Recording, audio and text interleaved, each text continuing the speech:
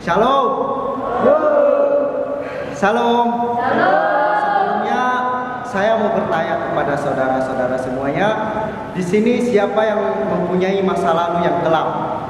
Angkat tangan.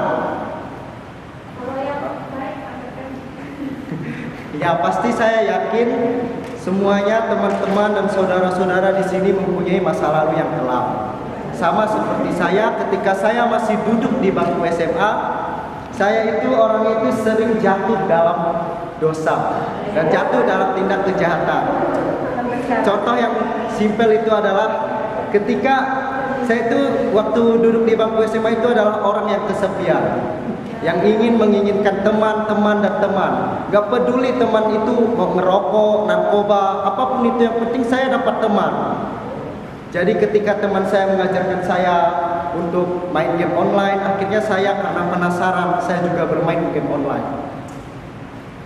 Sampai terjerumus ke dalam hal-hal yang seperti itu, akhirnya karena udah kecanduan bermain game online, saya akhirnya tidur sampai larut malam. Ya, paling maksimal saya tidurnya jam 4 subuh. Itu setiap malam yang saya lakukan. Karena saya dulu waktu SMA punya keinginan yang besar, yaitu saya ingin kuliah di universitas ternama dan mempunyai akreditasi A. Gak peduli apapun omongan orang-orang terhadap saya. Kemudian saya juga orangnya berpikir bahwa ayah saya adalah yang berkecukupan, masih mampu membiayai saya. Sehingga saya mengambil keputusan bahwa saya tamat SMA, lulus SMA harus kuliah di universitas ternama. Dan setelah lulus SMA, ayah saya jatuh sakit. Dia jatuh sakit, akhirnya saya masih berpikir, ayah saya masih mampulah, kan ada uang pesangonnya, ada uang pensiunnya. Saya masih berpikir, saya masih egois dalam suatu hal waktu itu. Saya masih egois, saya masih mementingkan hasrat saya demi untuk menjadi salah satu mahasiswa di universitas ternama. Tetapi ada suatu kejadian ketika Tuhan membukakan hati saya, yang awalnya saya membantah dengan orang tua, saya lebih membela teman-teman saya daripada orang tua.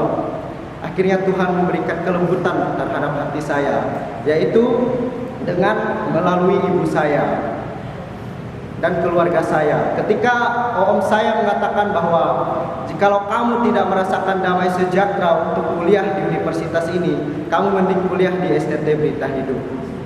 Awalnya ibu saya tidak menyetujui karena tidak ada biaya. Tetapi keesokan harinya Tuhan memberikan saya kemurahan, yaitu biaya untuk bisa berangkat di STT Berita Hidup ini. Nah, dari kejadian tersebut saya dapat mengambil kesimpulan bahwa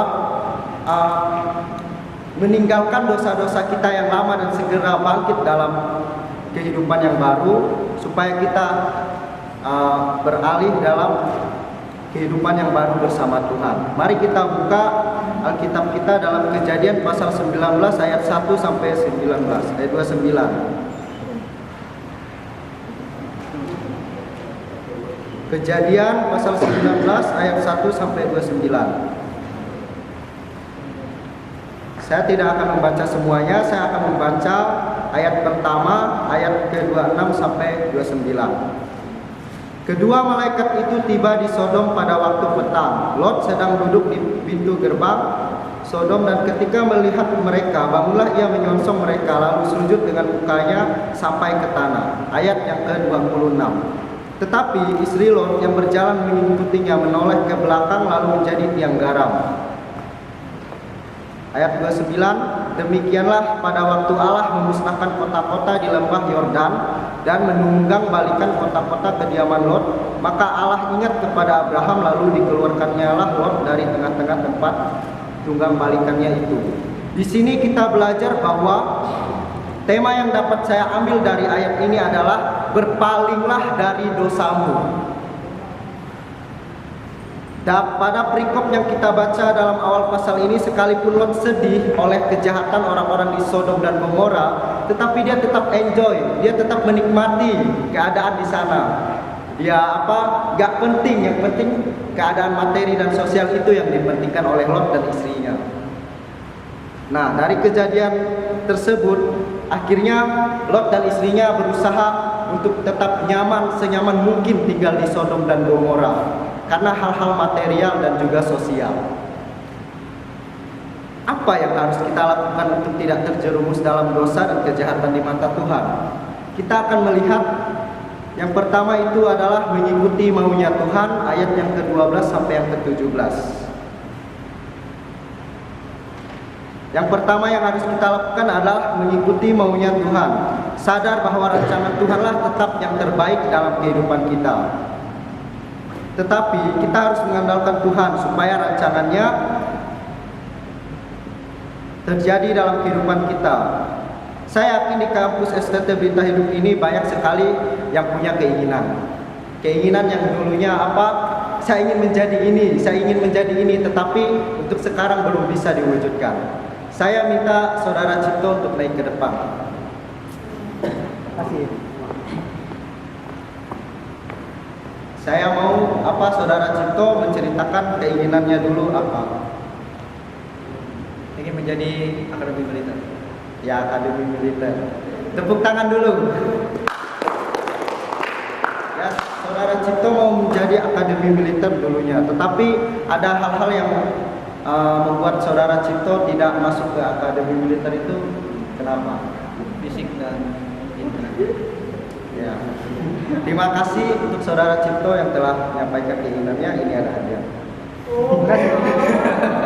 Ya, jadi keinginan di sini artinya adalah mengikuti keinginan Tuhan. Maunya Tuhan itu seperti apa? Bukan seperti keinginan Lot dan istrinya. Mereka tetap mendiami kejahatan, mendiami orang-orang yang tidak seiman dengan mereka. Mereka tetap enjoy, tetap nyaman tinggal di daerah itu. Keinginan kita adalah kejahatan di mata Tuhan. Tuhan mau apa yang Tuhan rencanakan pada kita. Ada lagu rohani seperti ini. Segala yang ku ingini ku temukan di dalammu, kasihmu, cintamu tak pernah berhenti. Jadi keinginan Tuhan itulah yang perlu kita rancangkan dalam kehidupan kita, bukan keinginan kita sendiri.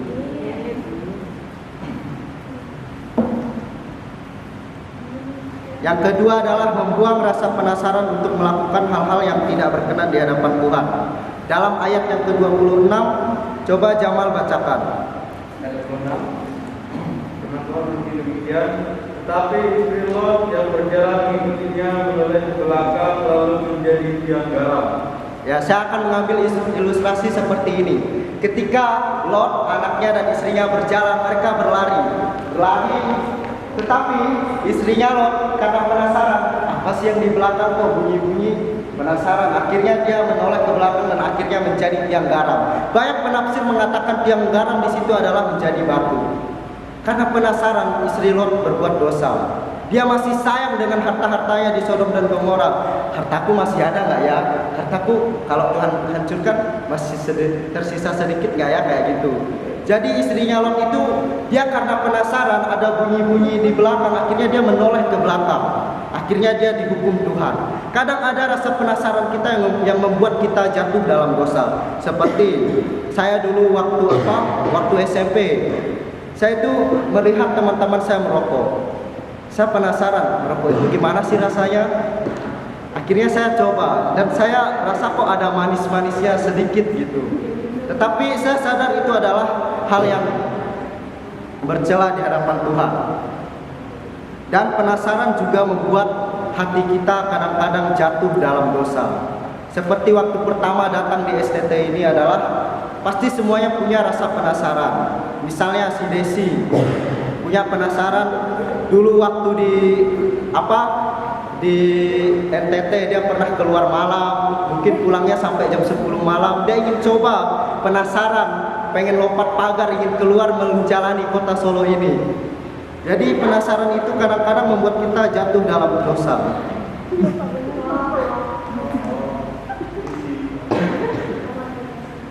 Ya, ada juga rasa penasaran itu yang membuat kita itu semakin penasaran, semakin ingin kita melakukannya.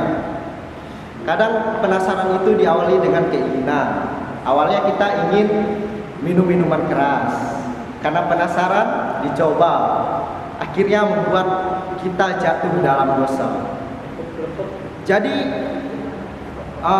kesimpulan yang dapat kita ambil dari kejadian Sodom dan Gomora ini adalah kita harus sadar dalam bertindak atau mengambil keputusan. Pastikan diri kita untuk tidak bergaul dalam kejahatan yang najis di hadapan Allah. Karena tanpa kita sadari bahwa keinginan dan rasa penasaran itu terkadang menjerumuskan kita dalam dosa. Jadi sekian firman Tuhan yang dapat saya sampaikan. Mari kita berdoa.